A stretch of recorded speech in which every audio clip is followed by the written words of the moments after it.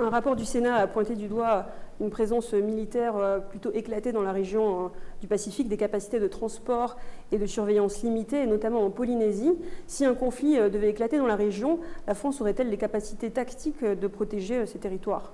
Alors désormais c'est le cas, puisque le ministre Lecornu a fait voter une loi de programmation militaire extrêmement importante, qui prévoit énormément d'argent pour pouvoir justement remettre des capacités, et notamment dans le Pacifique. Alors le président de la République les a annoncées lorsqu'il est venu à Nouméa, voilà 3 semaines, pour la Nouvelle-Calédonie, un renforcement des moyens matériels et des moyens humains, c'est-à-dire des militaires, en plus en Nouvelle-Calédonie, et il le fera, le ministre des Armées sans doute, lorsqu'il viendra en Polynésie.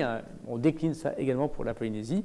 Les militaires jouent un rôle extrêmement important, vous le savez, en protégeant la zone de pêche. Moi j'ai rencontré des pêcheurs polynésiens qui remerciaient l'armée française, parce que s'il n'y avait pas l'armée française, ce serait pour le coup des bateaux chinois, des bateaux chiliens, des bateaux d'ailleurs qui viendraient sans doute dans nos eaux pour pêcher le thon, par exemple. C'est grâce aux marins français que notre zone économique, notre zone de pêche n'est pas violée et que les Polynésiens peuvent pêcher et vivre du fruit de leur travail.